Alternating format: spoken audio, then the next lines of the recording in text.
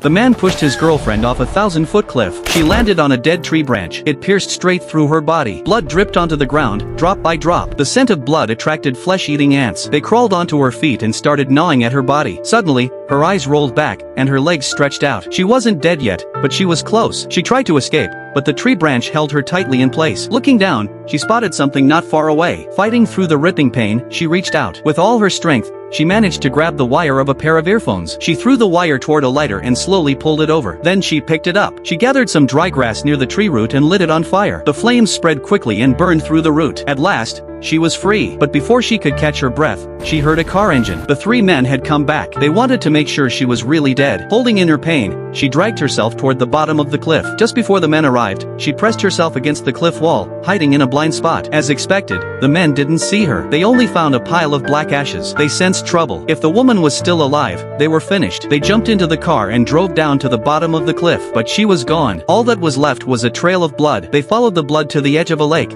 but the trail ended there, so the three of them split up to search. On the other side, the woman was holding her wound and moving slowly through the water. Suddenly, she heard an engine. She waited under the lake's surface. Once the off-road vehicle passed, she surfaced, gasping. She crawled onto the shore, still in pain. Up ahead, she saw a light. It was the fat man who was hunting her. There was a gun leaning against a rock nearby. She crept toward it. The fat man sensed something and turned around, but the woman had already aimed the gun at him. He begged for mercy, but it was clear she wasn't going to let him go. She adjusted her grip and pulled the trigger, but there was no gunshot. The fat man smirked. He lunged forward, knocked her down, and pushed her into the water. He tried to drown her. He tormented her, treating her like prey on the edge of death. In a panic, the woman reached for the knife on his belt. At the right moment, she stabbed it into his eyes twice. The fat man screamed and thrashed, but soon went still and died in the lake. The woman took his gear, got on a small motorcycle, and rode away. She found a cave and emptied his bag. Inside were bullets, a flashlight, and a can of beer. She drank the beer and swallowed some painkillers. The pain slowly faded. Then she looked down at the gun, loaded it with bullets, and pulled the slide. Her eyes were full of rage. She was going to take revenge. She would kill the other two men.